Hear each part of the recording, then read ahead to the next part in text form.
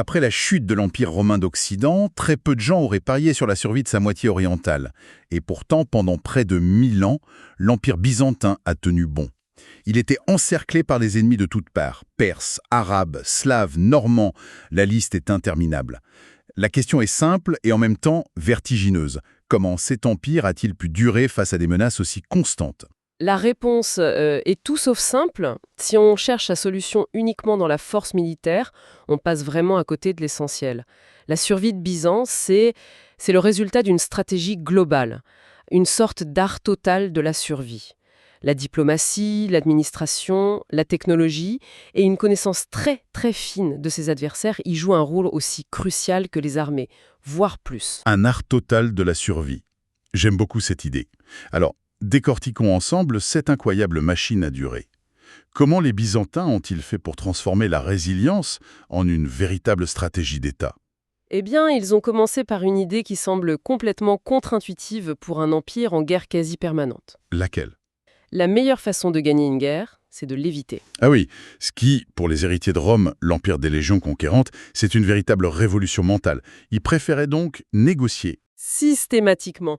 Pour eux, la guerre, c'était un échec, une solution de dernier recours, toujours ruineuse en nommé en argent. Toute leur diplomatie reposait sur une vision du monde bien à eux, l'oïkoumène, l'univers civilisé. Et au centre de cet univers, il y a Constantinople et son empereur, qui est le reflet de l'ordre divin. Tous les autres peuples, qu'ils soient alliés ou ennemis, sont vus comme des satellites qui gravitent autour de ce centre. D'accord. Le but n'est donc pas de les conquérir, mais de les maintenir à leur place, dans la bonne orbite. Ça, c'est la vision théorique. Mais concrètement, comment est-ce qu'on gère ces satellites?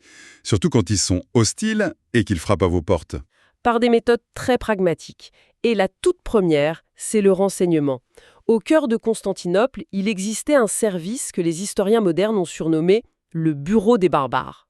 Attendez, un bureau des barbares. Ça sonne presque comme une caricature. C'était une sorte de CIA ou de MI6 de l'époque, entièrement tourné vers l'extérieur? C'est exactement ça. C'est incroyablement moderne.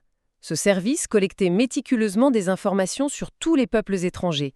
Des espions, des marchands, des missionnaires, des ambassadeurs, tous fournissaient des rapports très détaillés. Et qu'est-ce qu'on y trouvait dans ces rapports? Tout. Qui est le chef? Est-il vaniteux? Quelles sont ses faiblesses? Quelles sont les rivalités internes à sa tribu? Quels sont les cadeaux les plus susceptibles de le flatter? C'était une connaissance encyclopédique de l'autre, non pas pour l'anéantir, mais pour le manipuler. Et une fois qu'ils avaient ces informations, j'imagine que l'or devenait une arme aussi redoutable qu'une épée. Une arme de premier choix. Ils n'hésitaient jamais à verser des sommes colossales pour acheter la paix ou s'assurer la loyauté d'un allié. C'est une stratégie totalement assumée. On a un exemple parfait avec l'empereur Constantin VII, porphyrogénète, au Xe siècle. Il écrit une sorte de manuel de gouvernance pour son fils et il lui explique noir sur blanc qu'il faut absolument maintenir la paix avec les Péchénègues. Qui sont les Péchénègues? Un peuple nomade des steppes. Et pour maintenir la paix, il conseille de leur envoyer chaque année de l'or et des soieries. Pourquoi eux en particulier? Parce que les Péchénègues contrôlaient les routes commerciales et, surtout, ils formaient un bouclier parfait contre d'autres menaces bien plus dangereuses. Comme Comme les Russes de Kiev au nord ou les Turcs qui commençaient à arriver par l'est. En payant les Péchénègues, l'empereur ne faisait pas que s'acheter une trêve, il s'achetait un allié qui allait faire la guerre à sa place, loin de ses frontières. c'est le fameux diviser pour régner, financé par le trésor impérial. Exactement. C'est un jeu d'échecs qui doit coûter une fortune. On achète la paix, on distribue des pensions. Mais l'argent ne fait pas tout. Il y a aussi l'ego, la vanité. Comment ils jouaient là-dessus? C'était leur deuxième grande arme, la flatterie et le prestige. Les Byzantins avaient compris que les chefs barbares étaient souvent fascinés par le faste de la cour de Constantinople. Alors ils leur octroyaient des titres prestigieux de leur propre hiérarchie. Ah oui, Ça peut nous paraître symbolique, mais c'était incroyablement efficace. Au VIe siècle, Clovis, le roi des Francs, était fou de joie de recevoir le titre de consul honoraire. Plusieurs siècles plus tard, le doge de Venise, un partenaire commercial crucial, est fait protosébaste. C'est un des plus hauts dignitaires de l'Empire. en gros, on leur donne une jolie médaille et un beau titre pour qu'ils se sentent importants. C'est ça. Et ces titres étaient souvent accompagnés d'une pension annuelle, la roga, versée en or. Ça flattait leur humanité, ça les liait financièrement à l'Empire, et surtout ça les intégrait dans une hiérarchie symbolique où l'empereur de Byzance, qualifié de père, était tout en haut. D'accord. L'or, les titres, ça semble très transactionnel. Mais est-ce qu'ils essayaient de tisser des liens plus profonds, plus permanents? Je pense aux mariages royaux, par exemple. C'est une excellente question, parce que ça a été un vrai dilemme pour eux. Au début, l'idée de marier une princesse née dans la pourpre à un étranger était vue comme une humiliation. Mais la raison d'État a pris le dessus, j'imagine. Exactement. Au 8e siècle, l'Empire est sous une pression immense des armées du califat arabe. L'empereur Léon III a besoin d'alliés. Il va donc marier son propre fils à une princesse Khazar, un peuple puissant des steppes, pour sceller une alliance militaire. Et des siècles plus tard, au XIIIe siècle, l'empereur Michel VIII Paléologue vient de reprendre Constantinople. Son empire est très fragile. Que fait-il? Il donne 2 de ses filles en mariage à de puissants clans mongols. Le sang impérial comme outil diplomatique. De premier ordre. Une diplomatie aussi active et aussi coûteuse, ça ne peut fonctionner qu'avec une machine d'État extrêmement solide derrière. Il fallait une administration fiscale redoutable pour financer tout ça. C'est le cœur du réacteur. Ce qui distingue Byzance de tous les royaumes d'Occident à la même époque, c'est sa continuité avec l'État romain. Alors que l'Europe de l'Ouest se morcelait, que le pouvoir des rois était grignoté par les seigneurs, Byzance a maintenu une structure étatique centralisée, une bureaucratie complexe et, surtout, le pouvoir de lever l'impôt.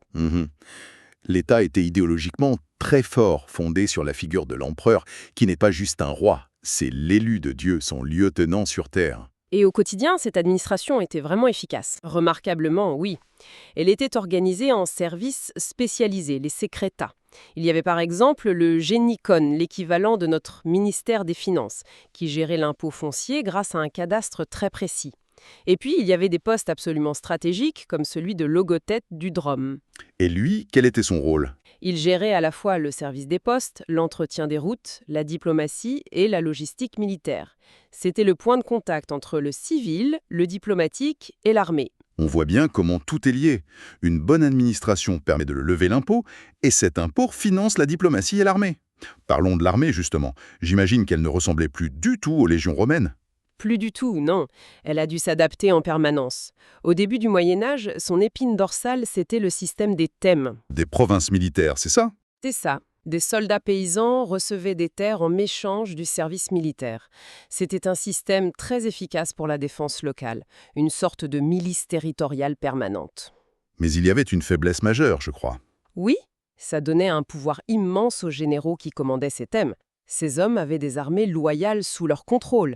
Forcément, beaucoup ont été tentés de marcher sur Constantinople. C'est le problème classique, hein.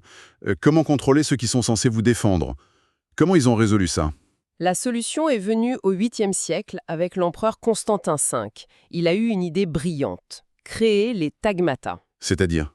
Ce ne sont plus des soldats paysans, mais des régiments d'élite, des professionnels, lourdement armés et entraînés, basés à Constantinople. Leur loyauté allait directement et uniquement à l'empereur. C'était une armée centrale, une sorte de garde prétorienne surpuissante. Donc on passe d'une armée de citoyens à une armée de plus en plus professionnelle. Et le pas suivant, j'imagine, c'est de faire appel à des mercenaires. Exactement. Avec le déclin progressif du système des thèmes, l'Empire a recruté massivement des étrangers. Des Varegs, ces vikings, qui formaient la garde personnelle de l'empereur, une unité d'élite terrifiante. Mais pas seulement. Non, aussi des Normands, des Francs qu'on appelait les Latinicons, des Turcs. Ça offrait une grande flexibilité. On pouvait recruter des spécialistes pour une campagne précise. Mais payer des étrangers pour se battre, c'est jouer avec le feu. Ça peut très mal se terminer. Et ça s'est très mal terminé plus d'une fois. Le cas le plus célèbre et le plus désastreux, c'est celui de la compagnie catalane au début du XIVe siècle. L'empereur engage ses 6000 mercenaires, des vétérans redoutables, pour combattre les Turcs. Au début, ça marche très bien, mais les relations se tendent, leur chef est assassiné, et là, tout bascule. Ils se retournent contre leur employeur. Précisément, ils se transforment en une armée de prédateurs au cœur même de l'Empire. Pendant des années, ils pillent, brûlent et massacrent tout sur leur passage. Ils sont devenus une menace bien plus grande que celle qu'ils étaient censés combattre. On a donc une diplomatie de la ruse, un État solide, une armée adaptable, mais au-delà de ça, Byzance possédait des atouts secrets. On pense tout de suite à cette arme presque mythique. On pense qu'il s'agissait d'un mélange à base de pétrole brut, de soufre, de salpêtre, projeté sous pression par des siphons. Sa grande particularité, c'était de pouvoir brûler, même sur l'eau. Ce qui en faisait l'arme navale ultime de son temps. Absolument. On en a la preuve lors du premier grand siège de Constantinople par les Arabes entre 674 et 678. Une flotte immense bloque la ville. La situation semble désespérée et là, les navires byzantins sortent et pulvérisent ce feu liquide sur la flotte ennemie. Le résultat est apocalyptique. La flotte ennemie est détruite. Anéantie. Les navires en bois s'embrasent, l'eau elle-même semble en feu. C'est le feu grégeois qui a sauvé la capitale. Et le secret de sa fabrication a été gardé jusqu'au bout. Jalousement, Constantin Porphyrogénète ordonne à son fils de ne jamais, sous aucun prétexte, le révéler. Il lui suggère même de raconter qu'il a été transmis par un ange au premier empereur Constantin. L'impact psychologique devait être immense. Il terrorisait les ennemis de l'Empire. Un autre atout, moins spectaculaire mais peut-être encore plus important sur le long terme, les fortifications de Constantinople. La ville elle-même était une arme. C'était le dernier grand système de fortification de l'Antiquité et l'un des plus élaborés jamais construits. Je parle des murailles théodosiennes, la défense terrestre. Il faut s'imaginer non pas un simple mur, mais une succession d'obstacles. D'abord, un large fossé de 20 mètres. Si vous le franchissez, vous arrivez devant un premier mur bas. Derrière, une terrasse de 15 mètres de large, une zone de mise à mort parfaite pour les archers postés sur le mur principal. Et ce mur principal, Il fait plus de 12 mètres de haut et 5 mètres d'épaisseur, ponctué de près de 100 tours massives. c'est une forteresse dans la forteresse. Elle a dû sembler imprenable à tous ceux qui l'ont assiégée. Elle l'était, pratiquement. Pendant un millénaire, Avars, Perses, Arabes, Bulgares, tous se sont cassés les dents sur ces murailles. Elles n'ont cédé que 2 fois. En 1204 face aux croisés, mais c'était plus par surprise et trahison, et bien sûr en 1483.